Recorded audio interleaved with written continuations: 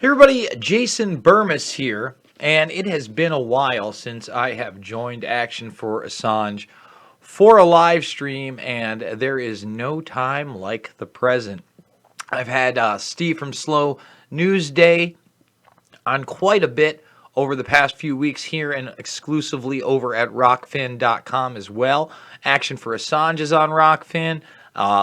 Steve is also on Rockfin, so make sure that if you're following me on Rockfin, to follow them there on Rockfin. We're going to be joining that crew in a moment.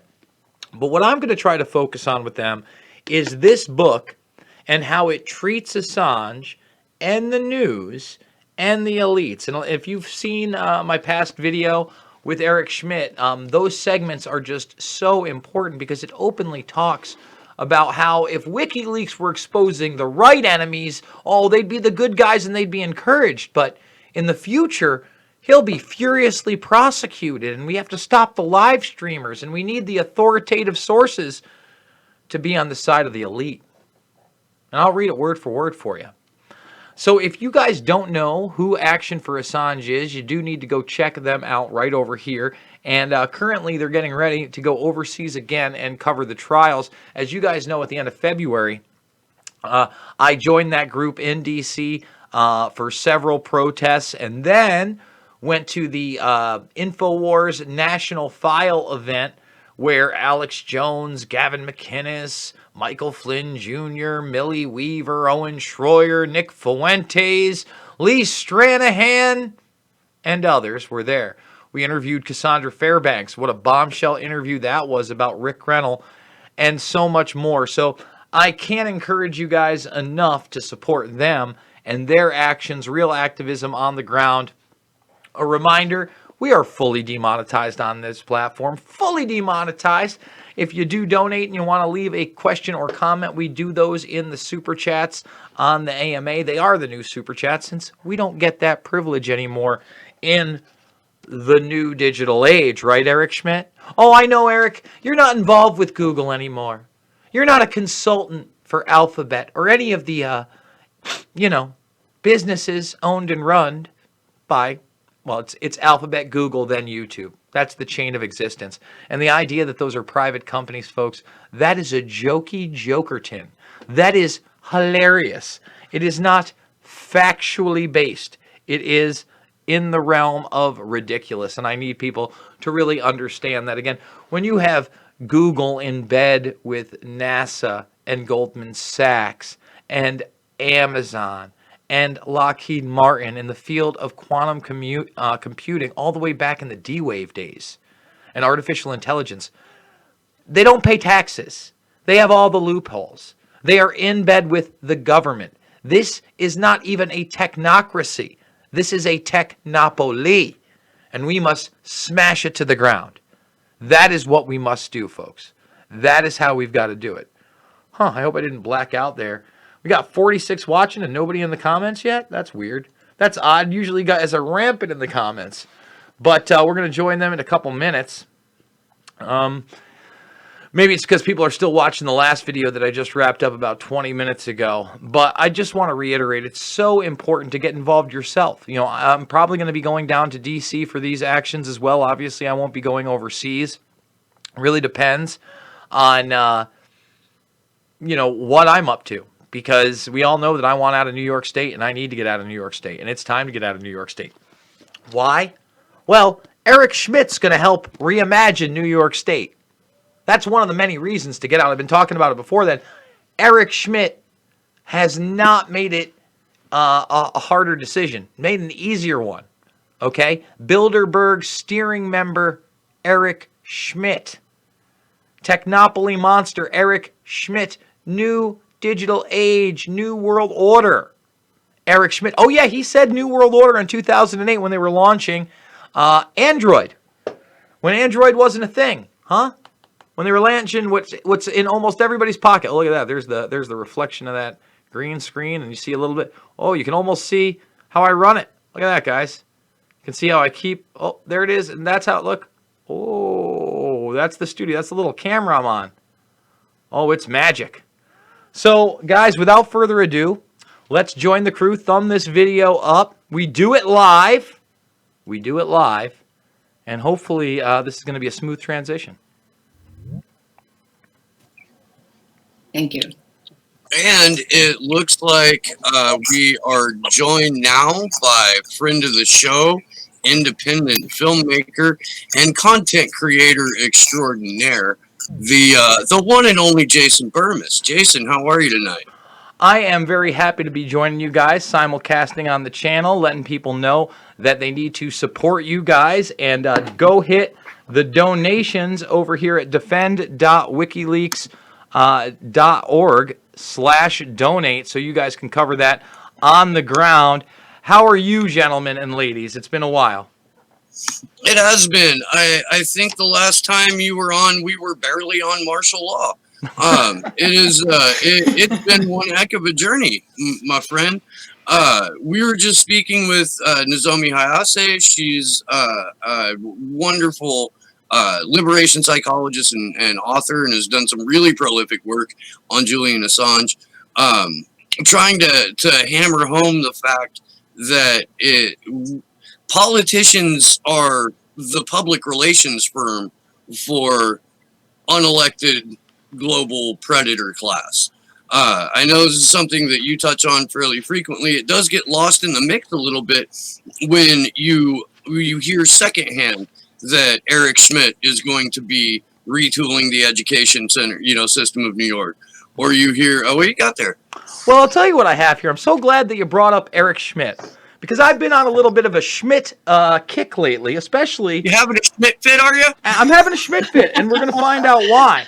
A lot of people don't know about his best-selling book called The New Digital Age. It's published in 2013, something I happened to pick up at the time under a hardcover. It's called Reshaping the Future of People, Nations, and Business. And guess who he has a lot to say about in this book? Well, Julian Assange and WikiLeaks.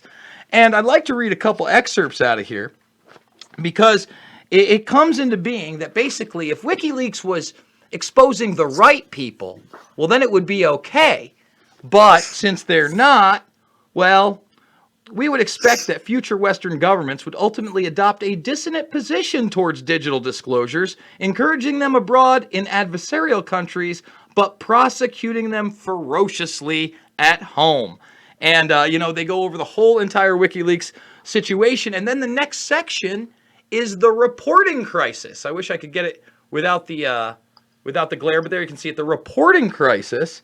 And in the reporting crisis, it talks about, well, how guys like me will be able to live stream and beat the media.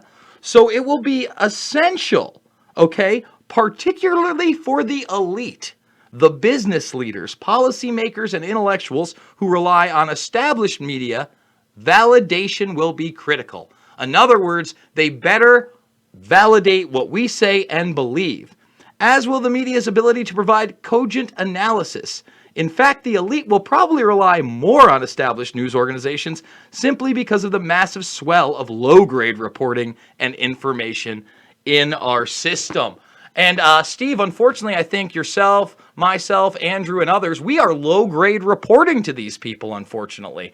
And they want to encourage the prosecution of people like WikiLeaks, public disclosure organizations, as we discuss often, and they want to promote authoritative sources like Brian Stelter that just this week kept promoting the idea that there was a chemical attack in Duma in April of 2018.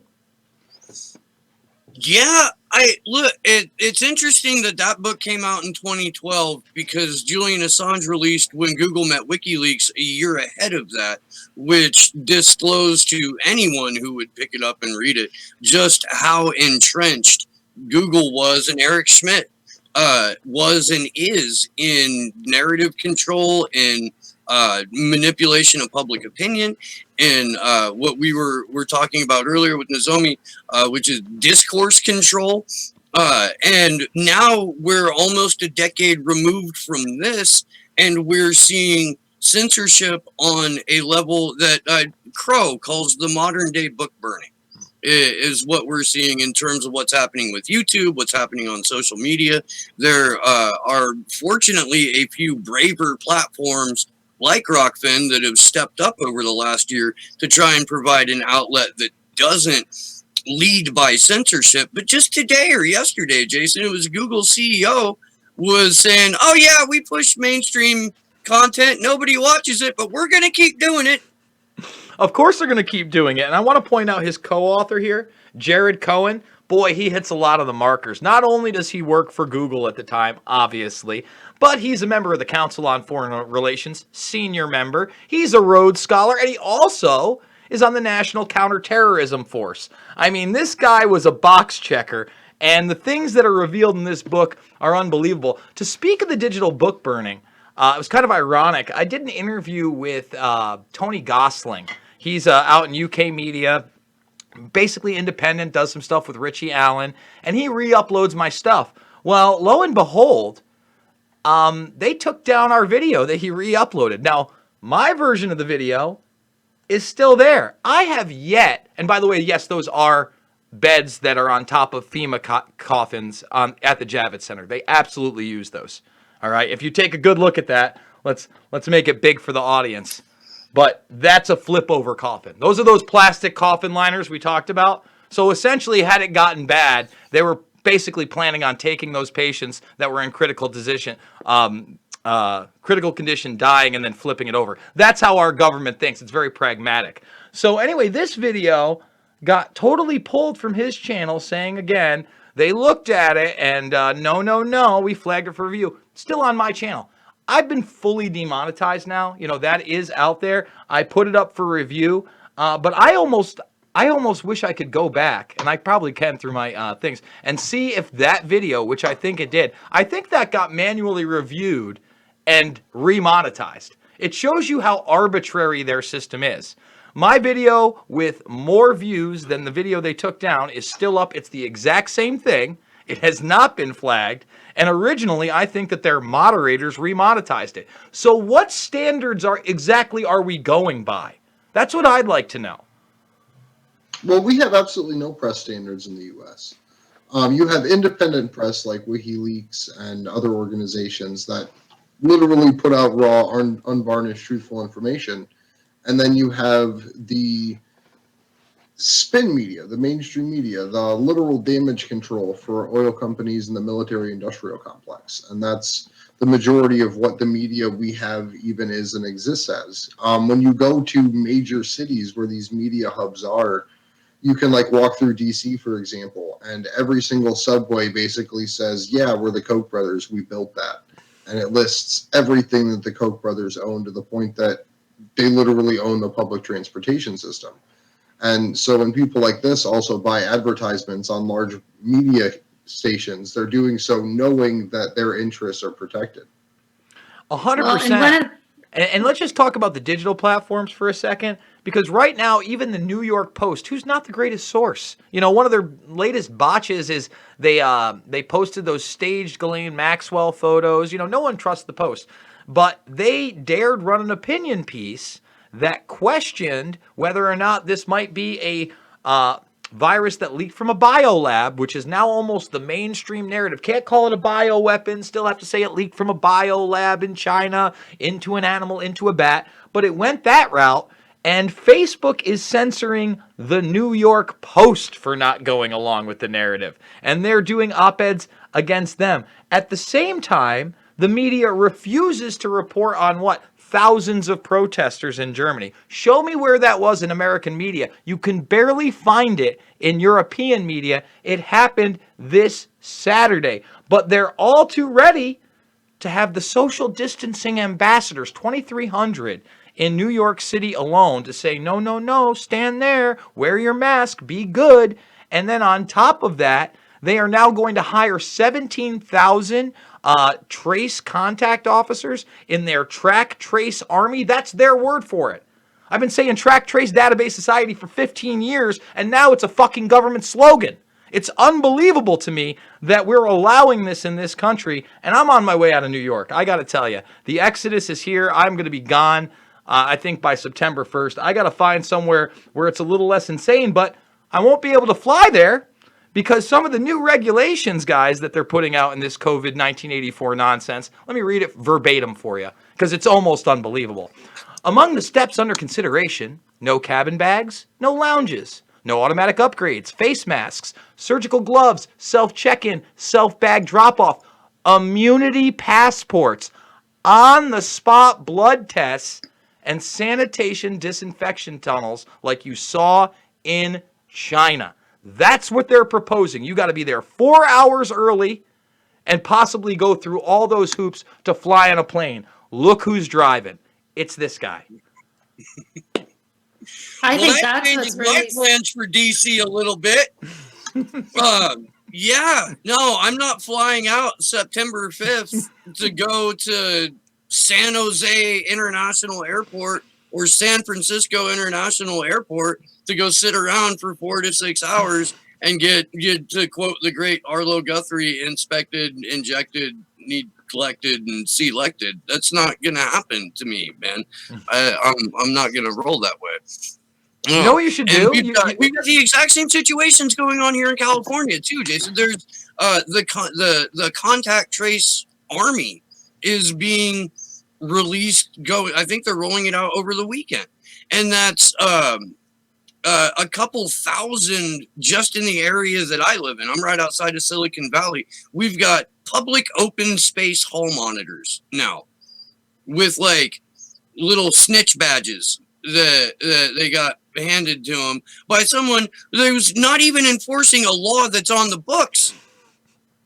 Yeah, Not that's even on the where we're at. books. You're right. That's Glorified why we hall got monitors. fired for putting out that video that said police officers don't have you don't need to go over the line always. We still have a constitution. We're still following the constitution. You can't cite a law when you're trying to arrest these people, so stop arresting him. And they fired that guy. Yes, they did. Yeah, and we're going to see more and more of that. We need pushback. I'm not sure if you guys saw this yet, but there's a couple great videos I would recommend you check out when you get a chance. I thought I was watching a trailer for a new Kevin James movie. It's called Out of Touch, and all I can say is it's 2 millions of hilarious, scary brilliance for this time period. So after this, check that out. And then Jim Brewer, of all people, put up a Facebook video where he really called out the politicians. He's like, can you see what's going on here? He's like, we had people over for the first time. It wasn't a Zoom meeting. It felt good. He's like, what are these politicians worried about? Voting. How are you going to vote? He's like, I don't care what side you're on. He's like, mail-in votes, that isn't for me. And he's like, why are these governors who don't care about you? He's like, well, maybe one or two do. I don't know. But for the most part, they don't care about you. They care about money and power. And they're greedy. That's what they care about. He's like, look what's going on. I was blown away. And we need more of that. And, you know, maybe the one positive thing of this entire situation is more and more people have now woken up to the fact that censorship has now touched their lives in a very real way when they post something on Facebook or Twitter and it's removed. I mean, that Plandemic documentary, love it or hate it, it went as viral as anything since Coney 2012, and they did their damnedest over, I'd say, a 36-hour to 48-hour period to shuffle that into the mix. And again, I said to people, you know, people that were like bashing it, this and that, because one of the big bash fests is that, oh, Judy Miskovitz is not credible because of the FBI, and they said she took stuff. I go, what FBI are we fucking talking about? You mean the FBI in 1993 that cooked the World Trade Center bomb? Maybe it was the FBI that stormed Waco and then firebombed a bunch of kids. That FBI? The FBI that covered up 9/11? Maybe it's the FBI that ignored Maria Farmer in 1996 when she spoke out against Epstein. You know, what FBI are we talking about? The FBI that lied about Russian collusion? I mean, what fucking world do you believe in that you think that the FBI is here to be our friend? They ain't. They ain't. So that just gives her story more credibility to me, that the FBI went after her in particular. That should be a credibility builder, not that she's a liar. And no one really has an answer for that. They're like, the FBI is good, Jason. I love my FBI. Without my FBI, there is no America in apple pie and baseball, Jason. I mean, come on. What world are we living in here? It's the same one that where NCIS is the longest running television show outside of The Simpsons, where you get pro-empire, pro-government, pro-military, pro-FBI propaganda 100% of the time. This is a show that's been on for like 20 years. They get reinforcing propaganda that the FBI equals good basically every time you turn on a cop-related drama on any one of the dozens of different outlets that are keeping people occupied during their self-imposed quarantine. And then when you try to go to YouTube to find something cool to watch, it's suppressed or it's taken down. It's hidden in the search algorithms. It's banned on Facebook. It's, it's more often than not, like the thumbnails don't even show up on my videos anymore. Well, you know Well, what? I They think want you too, watching. it's like propaganda about that these organizations even have their shit together, which they don't. We were just discussing the CIA losing track of, internet type weapons that now everybody can use and hackers can use and things like that, or an FBI that's incapable of really investigating anything honestly. So I think it's just ridiculous. I agree, and they want you watching things like the Tiger King. Well, I'm going to clue people in on the Tiger King just so everybody understands. His niece says not only was he like freezing little tigers, whatever, okay, I'm not the big animal rights guy. I'm not saying that's right, it's wrong. How about taping sexual activity with the animals? Where was that in the show? And I guarantee you that is the legit. They'd rather have you praising Exotic Joe, a man that filmed bestiality and probably took part in it as well.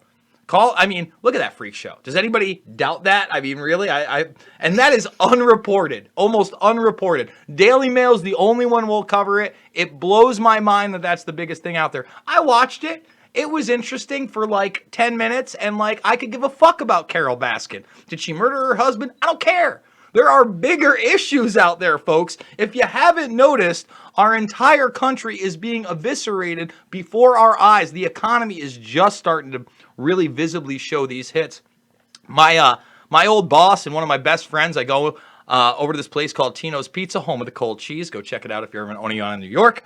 Go there to get coffee in the morning all the time. His distributor of 25 years went under 2 days ago. Maine's food supply, which supplies the Northeast with a lot of food, went under. They're not going to let the colleges come back. You know what that means for my area? Half the businesses are done. They're dead. They're over. They're gone. They're gone. They don't come back. And meanwhile, all the big companies, all the big corporations, the airlines, the cruise lines, any type of military industrial complex prop up, they're all going to get bailed out. We're all going to be indebted to the Federal Reserve while they pile on the fear. And I'm telling you guys, the fear is far from over. One of the things I was talking about is now this new COVID-19 related virus and rash that's killing kids in New York. And a lot of people are going to say that's fake. And if you haven't seen it yet, I can assure you that it is not. They've now said 5 kids have died from this. It looks like Kawasaki disease. You can look that up. I know it's not just a bike, but please go look it up. And how I knew it was real is my source in Brooklyn, who was feeding me stuff about the numbers, and the first one to tell me most people were not making it on vents. His son, who is an infant, got sick 2 months ago. And he actually got pulled from the hospital over a month ago because it got that bad. He's still undiagnosed. He is not counted amongst these kids. He is sure his kid has this because he has the rash-like symptoms. And I asked him straight up, I go, do you think that they're underreporting or they're overreporting this right now? He's like, I think they're underreporting it and they're going to ramp it up. And that's when people are going to get a little bit more scared. The other thing is we look at this virus and now they're finding it in men's semen months later. This has all the earmarks of a bioweapon, not some leaked bio-virus. I think that's horseshit. And when you prop up, now it's going to be China versus America, I got news for you. Eric fucking Schmidt helped make Dragonfly, the censored internet engine for China. That is what he does. All right. He says he doesn't work for those guys anymore, and he's not even a consultant. Well, he sure was an advocate and a consultant for Google when he was praising them on television 2 years ago. And if you think our internet is much different, I got news for you. It was really hard for me to even find this article on Germany and, the tens of thousands of people that were out in the streets protesting lockdown. It is mind-blowing right now, guys. Well, and Eric Schmidt still on the board of Alphabet, Google's parent company. Eric Schmidt is still on a board at the Department of Defense. Eric Schmidt is one of those people who will always be on one or another board of some nefarious company. And to further the point, man, during the Kavanaugh hearings, there were Google executives testifying in front of a different congressional select committee all about how China had rolled out successfully their heavily censored internet. How about China had done how they'd done their cloud-based surveillance. And and we were all distracted with Brett Kavanaugh, and we were all distracted with what's her name, Ford. And now the same people that were screaming about Christine Ford are telling you that you can't believe someone named Tara Reid. Who has a legitimate story. Yeah, because the letter at the end of the candidate's name is a different letter. So I guarantee you. Meanwhile, pushing for no debates and mail-in votes. I mean, you talk about a Orwellian wet dream for the predator class, man. We are here, and I'm sick and tired of hearing that, oh, well, Google's a private company and YouTube's a private business. No, they are fucking not. See, that's my problem. Everybody says, well, we need to regulate them like they're a utility. No, we don't. Okay, it's not a mutually exclusive idea that we don't need to regulate them because they're not a private company. When Google is in bed with NASA, Goldman Sachs, Amazon, and Lockheed Martin as long as 10 years ago, on top of a number of other things they're involved in, but in specifically quantum computing and artificial intelligence, that is not a private company. That is not what that is. That is a technopoly. That's what that is. That is an untouchable class of people that do what they want and answer to no one under the guise of a national security state and nothing more. That is what that is. And as soon as we identify and say, wait a minute, that's not constitutional, that not only are they a part of these government systems, but they don't pay any taxes? What's going on? And they control our search engines, and they can censor anything they want, and they're allowed to listen to everything we do with ACR technology, automated content recognition? I mean, give me a break. This stuff is all in your face, it's all public, and most people are so unaware of it. It's maddening. But I gotta tell you, they're starting to wake up. No, I mean, I agree with that. Oh, and I also just remembered, because Whitney was on my show, Whitney Webb was on my show on Monday. Eric Schmidt, part of the National Security Council on Artificial Intelligence. Mm-hmm. Yeah. Like, that's just another thing, another pie that he's got. Creepy pies. That's what Whitney was calling him on the show. I almost named the episode that, Creepy Pies. But yeah, it's what Eric Schmidt has been able to do in light of all of the evidence that has come out against him shows you how entrenched the narrative manipulation is, shows you how entrenched the discourse control is. I'm going to let one of my co-hosts talk, though, because I've been rambling for most of your segment, Jay. Bueller? Right. I was just seeing who was going to jump in. I will hop in here then. So we wanted to talk with you, Jason, about an article that Caitlin Johnstone put up in regards to a bunch of smears against Julian Assange. If we can get that up on screen. I just want to read through some of the different smears that were put in place, though, that they introduced through the mainstream media and through the manipulation of social media platforms. 1, he's not a journalist. 2, he's a rapist. 3, he was hiding from rape charges inside the embassy. 4, he's a Russian agent. 5, he's being prosecuted for hacking and espionage crimes, not journalism. 6, he should go to America to face the music. If he's innocent, he's got nothing to fear. 7, well, he'll jump bail. Of course, the UK had to arrest him. And there's multiple others. And this article was designed to basically lay it out and then provide the context to debunk the smears and provide the resources and everything for that.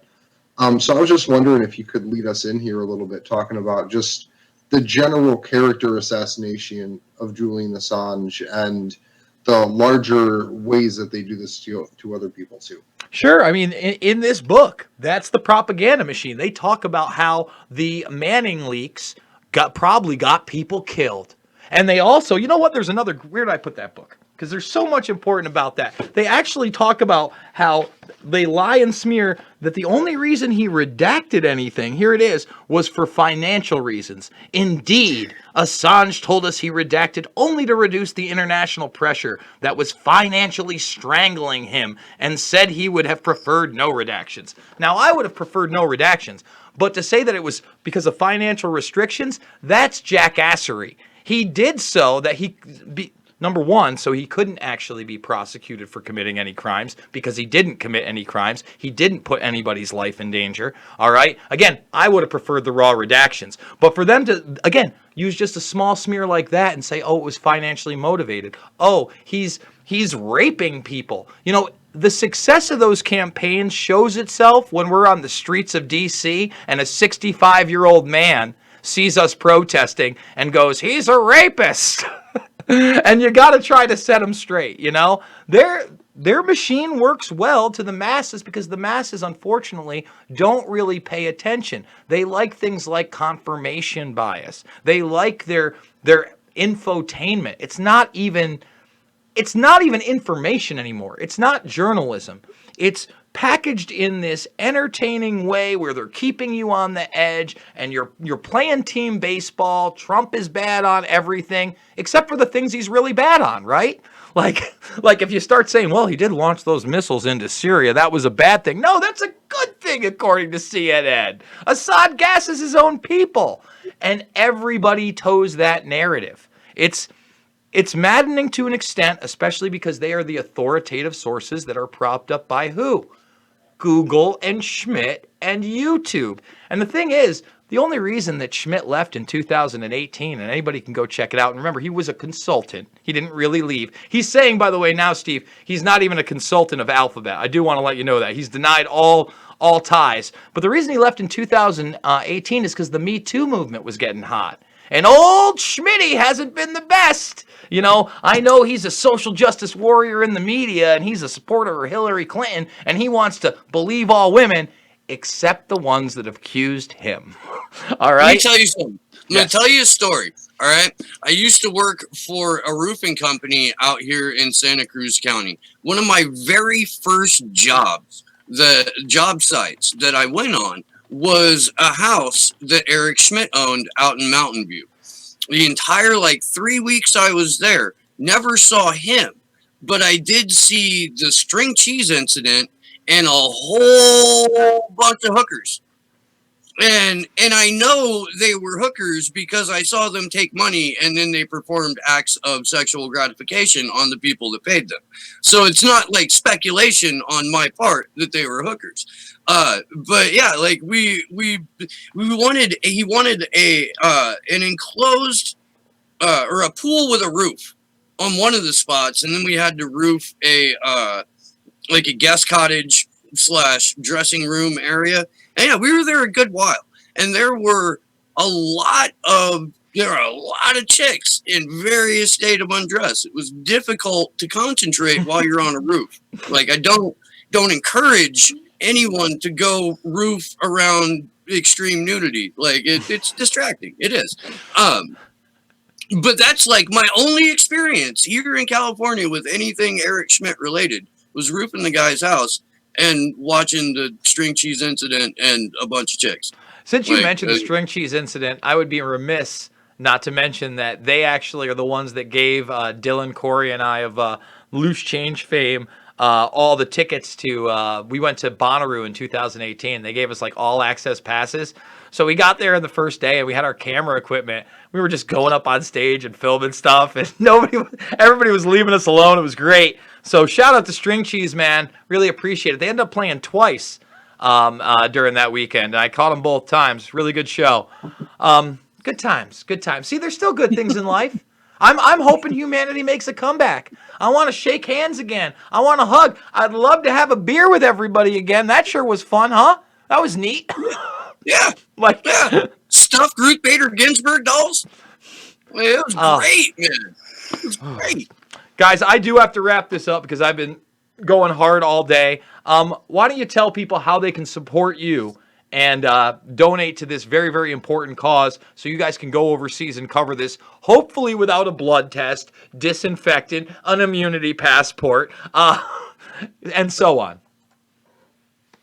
You want to take this one, Andrew? Yeah, you can find us on Action for Assange. That's the number 4, Assange.com. We put out weekly calls to actions along with our vigils. This is our 45th week of doing vigils. You can find us on Twitter, right at Jason Burmes' tag, but it is action_the number 4 Assange. We have a GoFundMe that we launched for DC, our second round of protests, because Julian's court trial is scheduled for September.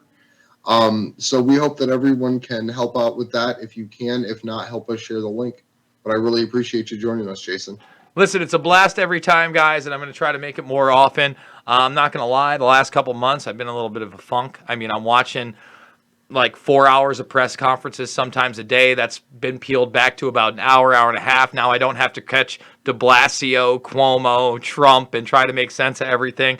I'm still going through a massive amount of articles. I'm still going to my sources on the ground. And I'm really just trying to figure out how we're going to fight this thing, because we have seen, like I predicted, unfortunately, a restructuring of society like we have never seen before in a rapid pace. And it's not just America. This is global. This is important. And Assange is at the crux of the issue of freedom of speech, real journalism, and exposing lies and corruption no matter where they lie. So, guys, I thank you as always for joining me over here too. And Andrew and everybody else, let's get some time on my show, huh? Can I get one of you a piece? Just hit me up on Twitter. We'll get you in next week for sure. I love doing the interviews with you guys. You're totally insightful, and it's good to see people with action on the ground. So thank you guys again. Thanks, Jason. There they are. They're Action for Assange. They do great work. I love them. I really hope that they continue, and you know, we can battle these fights, because they're fights. They're fights. If you can, support me. $5, $10, $15. It means the world to me as well. Big donors, thank you. This is real journalism. We're talking about real issues. Thumbs the video up. Subscribe if you are new to the Burmes Brigade. 54,000 strong. They're probably going to come after me and take me down, but we're going to continue to and I promise you, if they do that, I will go to wherever headquarters I have to in the United States. I will go outside and demand my channel be taken back up right then, because it's nonsense. Like I said, everything is completely arbitrary, and they know it, and you guys know it, and we all know it. I'm over on minds.com as well. Please check me out there. And then, of course, rockfin.com is where you can endorse me for $9.99, get all my premium content. But, guys, you can create a free account right now and go check out the Cuomo No-Mo exclusive video. We're doing 5 exclusives a week over there. Noon Tuesdays, we go live for free. So not behind any kind of paywall. You can go watch the live streams noon on Tuesdays, and we leave them up there at least a couple days. By the way, also have my UFC 249 Funky Fight Companion with Front Row Brian and Ben Askren as we watch some of the best fights and have a great, insightful discussion. Remember, I am a documentary filmmaker, and in the playlist section under documentary films, Loose Change, Final Cut, Fabled Enemies, Invisible Empire, A New World Order Defined, and Shade the Motion Picture are free right now. Shade the Motion Picture exposed Gates 7+ years ago. If you're just learning about Bill Gates, go learn some more. There's plenty to learn. Guys, I love you, and I'll see you on the flip.